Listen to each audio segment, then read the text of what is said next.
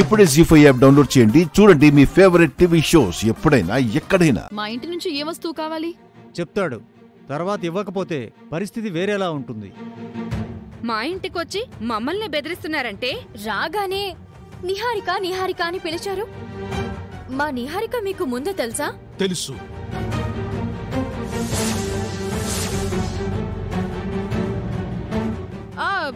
వీళ్ళెవరో నాకు తెలీదు.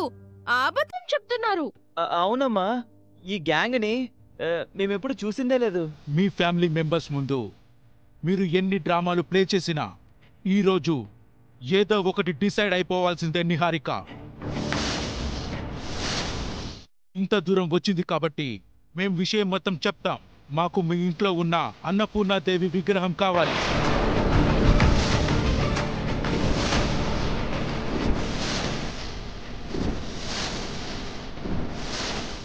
ఎవడ్రా నువ్వు? నా ఇంటికి వచ్చి నా అమ్మవారిని అడుగుతున్నావు? బయటికి నడవండ్రా. అసలు ఆ విగ్రహం గురించి తెలుసారా నీకు? దాని గురించి, దాని చరిత్ర గురించి మా అందరికీ తెలుసు.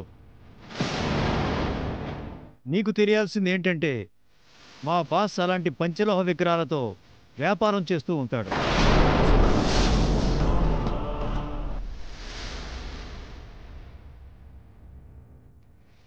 మీరు దాన్ని మా బాస్కి ఇచ్చేస్తే కోట్ల రూపాయలు ఇస్తాడు. మీ దగ్గర లక్షల కోట్లున్నా మా నుంచి దాన్ని కొనలేరు. దారి తప్పి వచ్చినట్టున్నారు, బయటికి పోండి. సి మిస్టర్, మీరేమైనా ప్రాంక్ వీడియోలు చేసుకోవాలనుకుంటే బయట చేసుకోండి, మా దగ్గర కాదు. వీళ్ళ బాలకం చూస్తుంటే బాగా స్ట్రాంగ్గా వచ్చినట్టు, అలాగే మన ఇంటి విషయాలు బాగా తెలిసినట్టు అనిపిస్తుంది. వీళ్ళకి మన నిహారికకి మధ్య పరిచయం ఏంటి? అనకూడదు గాని నీకు వీళ్లకు మధ్య పరిచయం ఉన్నట్టే అనిపిస్తుంది నిహారిక. బావా, మమ్మల్ని అనవసరంగా అనుమానించక చెప్తున్నాను.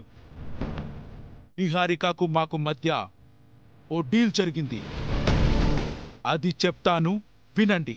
మన మధ్య ఏంటి జరిగిందిరా? ఇదంతా నా మీద కావాలని జరుగుతున్న కుట్ర. నీ తప్పు లేనప్పుడు నువ్వెందుకు కంగారు పడుతున్నావు? కాసేపు ఆగు. మీరు చెప్పండి. అమ్మవారి విగ్రహంను మాకు అమ్ముతానని నిహారిక మాట ఇచ్చింది.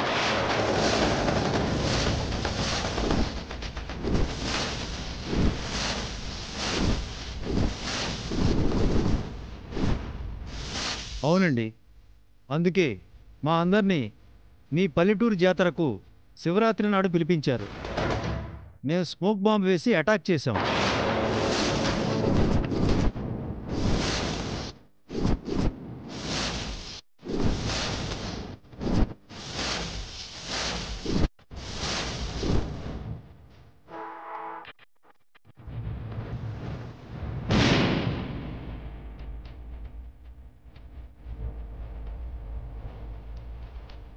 నీ కృష్ణతో విగ్రహం దొంగిలించే ప్రయత్నం చేశాం. అమ్మవారి శక్తి వలన కృష్ణ ఆ పని చేయలేకపోయాడు.